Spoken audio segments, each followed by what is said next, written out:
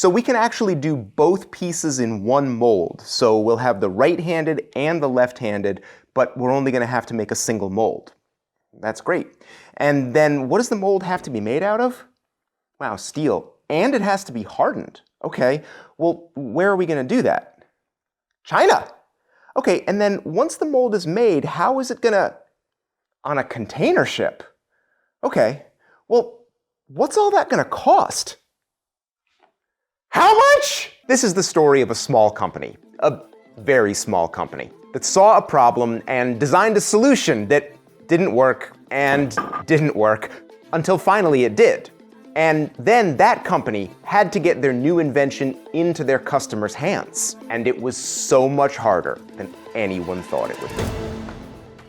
Woodworkers need to hold boards, and working on the edges of boards isn't too hard. Even the faces is pretty easy. The problem comes when you need to work on the end of a board, if you're making a joint like a dovetail, for instance. You want to put your board right here in the middle of the vise, but you can't, because there's a screw in the way. So you'd like to put your board right next to the screw, but you can't, because there's a guide bar in the way. So instead, you end up putting your board all the way over here, which is less than ideal. The load on this vise is super unbalanced. So as I tighten it, the vise actually closes more over here, but it opens here where it's holding the piece of wood. Even though I've got it tightened down as far as I can, the piece of wood isn't held very well at all. But for years, woodworkers have had a DIY solution. This is called a rack stop. It's just a stack of thin wooden pieces, and you jam it in the other end of the vise. It equalizes the clamping pressure, and your piece of work really is held solid. The only problem is these things suck. They fall out of your vise, they get lost or thrown away, and every time you change the thickness of your stock, you have to reset it. And also, well, come on, we can do better than this. My biggest thing was whatever we made, it had to be auto-adjusting, no fiddling around with little pieces. Better yet would be no moving parts. Most obvious solution is just to use a wedge. Wedges are amazing for just automatically filling whatever space you jam them into. And this works, but it's only kind of bearing right on the corner of the vise, which means as soon as it gets tightened, there's a lot of pressure. It can pop out too easily, and the face of it's getting chewed up from all of that force on this sharp corner. So the wedge is okay, but not good enough. And I thought, okay, I need a flat bearing surface. A better way to do that would be like a stair-step design, just like this. So I just cut this out of a piece of wood, and as soon as I stuck it in the vise, I instantly thought like, oh, well, this is a lot better. It's flat, and it's adjustable because of those different steps. I really like it. But it doesn't fix some of the problems of the rack stop. As soon as you open the vise, it starts to fall out, so that's not good. This isn't quite right. Well, what if I turned it sideways, a little bit more like this? Okay, that works just as well, but the falling problem isn't fixed. Okay, so I could have it just like this and then sort of put a shelf over it so that it couldn't fall. Oh, this could work. This was as far as I could take the project on my own, so I handed it off to Lucas, our designer, and he went to CAD to draft up something that would do all the things we needed. Lucas's model had a small enough end to handle really thin stock, like 1/4 inch, and the wide end was big enough for thick stock, like 1.5 inches. It had the shelf I wanted and flat stair steps that would bear against the vise. It was fantastic. Except for one thing, it was big. It was going to be like this big, which is impractical. So we compromised. Instead of having a lot of little tiny stair steps, we made all the steps a little bit thicker, and that way we could have fewer of them. That gave us a nice compact design that would still do all the things we wanted. Of course, once we had the design, we still had to actually make one. Around here, we do a lot of CNC, so that made the most sense for the prototype. We made the stair steps out of a big chunk of oak, and for the shelf, we used 1/2 inch cabinet-grade plywood. We did a couple of nice little decorative details to make it look good, and then we had a nice, compact little prototype. It was perfect, except for one problem.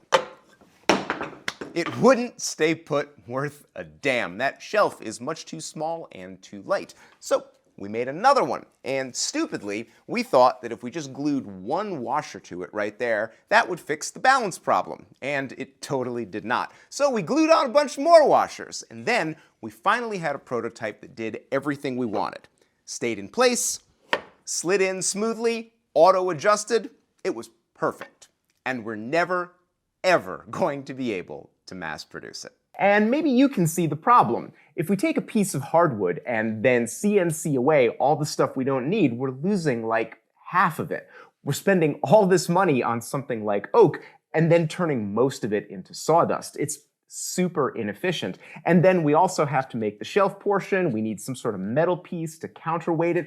And then we've got to assemble the whole thing. It's going to cost way too much. This approach is called subtractive manufacturing. You buy a chunk of material and then you machine away everything that you don't need. And it's the wrong process for what we're doing because it's too wasteful. We need additive manufacturing, something that's going to make the entire thing out of one piece and only use the amount of material that we need.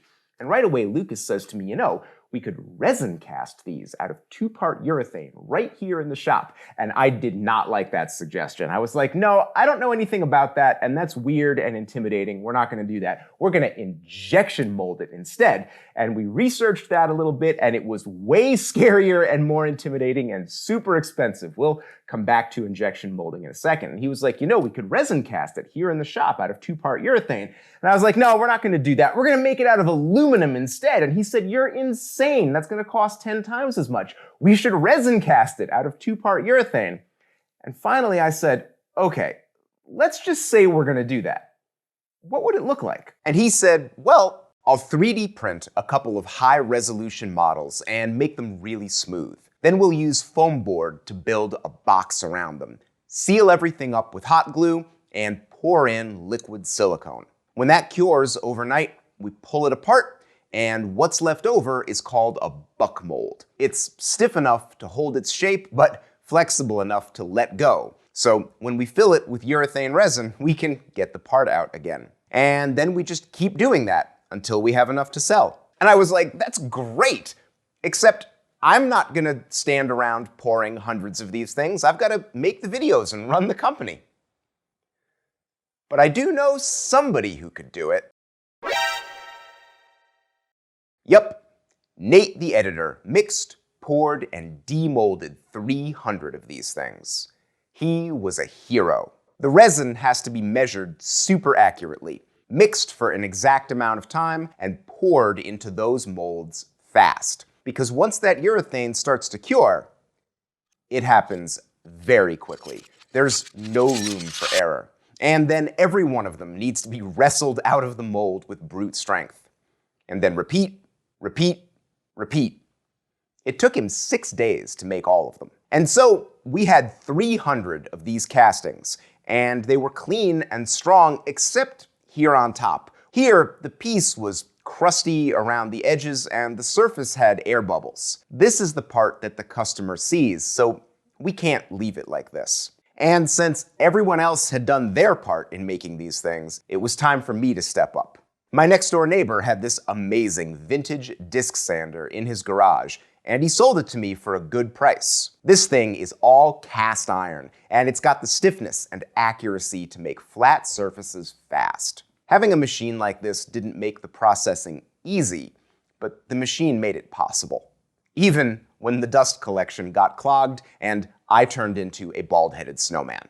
After the disc sander, the vise blocks had deep scratches and swirl marks. We tried lots of things, but in the end, each one of these just had to be hand-lapped on 2 different grits of sandpaper, and we finished them off with our logo on a sticker. And after all this, we had 300 units of a product no one had ever heard of. We didn't even know if there was a market for this thing. So we put them up on our store, made a video explaining what they were, and waited. And they sold out in 11 days. We had a hit. And now we needed to make a lot more of them. Fast. And the only way to do that was injection molding, where they melt down plastic pellets and shoot the molten plastic into a steel mold. The plastic cools in seconds, and the machine kicks out a finished part. We found an awesome local company that could do the work, and they explained the whole process to me. It was perfect. Until we got to the mold. You see, injection molding is a super efficient, low-cost process. The machine can kick out a part like this for about $1 once you pay the setup costs. To injection mold something, you need a mold. And that mold has to be really strong and durable because you're shooting molten plastic into it. So the molds are machined out of a solid block of steel, and then they have to be heat treated. It's such an expensive process that most companies don't even do it in the US anymore. The molds are usually made in China and then they come here on a container ship, or they can fly it here for like a bunch more money. And our mold was more complicated because we needed 2 blocks side by side, a right-handed and a left-handed. That way we could do both of them at the same time and we'd have both models. Well, the cost for all of that was $15,000. And look, Compass Rose had the money. We could have afforded it. Barely. $15K was our entire budget for 2024. So if we had done this with injection molding, this would have been the only tool we could have done for the entire year. And then if this product ended up failing and didn't sell, then we would have wasted $15,000. And at this point, we had a stroke of luck that totally did not seem like a stroke of luck when it happened. Lucas's 3D printer broke, and he does a ton of printing for the business. So I said, listen, find a new printer, something you really like, and I'll split the cost with you. It's the least I can do. Now look, I have to be honest. I've never been that impressed with 3D printing as a technology. The surface finish that's rough with all those lines, the strands of filament and little hairs coming off of it, and just the general cheap, flimsy feel of 3D printed stuff. Fine for a prototype, but I couldn't imagine selling something like this. But Lucas did a bunch of research and bought himself a Bamboo Labs P1S printer. And man, he could not shut up about that thing. The speed, the quality of the print, the ease of use, all of it. He just talked about it all the time. And then he started printing some prototype vise blocks, and they were mind-blowing.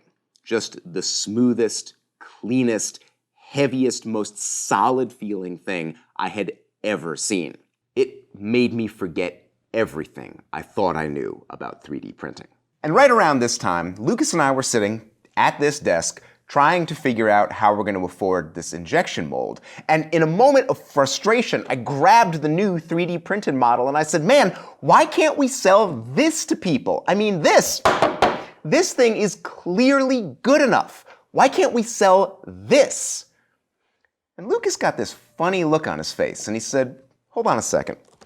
And he busts out a spreadsheet and starts putting in numbers. And about 10 minutes later, he turns to me and he says, okay, we could buy 5 Bamboo printers. The filament switching machines, all the filament we need, storage, shelving, everything. And all of it together would be half the cost of the injection mold. And that's how this happened. That's how a hand tool woodworking channel ended up owning a small print farm. We bought 5 Bamboo printers with the AMS, which lets us use different color filaments, built shelving, set up the machines, calibrated them, and then we got to start printing. And it's pretty cool. I mean, I'm kind of 3D printing skeptical, but I enjoy watching it work. The machine uses black filament to print our logo and then switches to white and prints the rest of the vise block on top of the logo in solid plastic, 100% filled in. It's a lot like injection molding, just a lot slower. And of course, we are not printing these one at a time because that would be stupid. We print them in batches of 4. 4 units times 5 machines times 5 days a week equals 100 vise blocks in a work week. That kind of production would be way too small for a big company, but for a little niche hand tool company like Compass Rose, it's actually perfect, and you cannot argue with the results. So, when I came up with this, I had no idea I'd have to get through all of this on my way to finally getting to this. That was a long trip. Oh, I didn't even mention, here's the left-handed one. Some folks buy both, which is completely fine with me. I'll be honest, if I had known what was going to be involved in this project, I would have quit. This was more effort than I ever imagined when I first had the idea for a no adjustment vice stopping thing. I had no idea what it was going to take. And as detailed as this video is, this is actually the abridged version of the story. I didn't talk about the dozens of other designs that we looked at and got rid of before we settled on this. We didn't talk about the plastics engineer we had to hire to redesign it for injection molding. We didn't talk about all the different 3D printing filaments we tried before we finally settled on PETG, an outstanding filament that's durable and solvent resistant, but has to be dried out before you can use it. So we bought a commercial food dehydrator, and every single spool of filament has to get baked for 2 hours before we can use it. Even talking about it, I'm kind of shocked by everything we went through to bring this to market.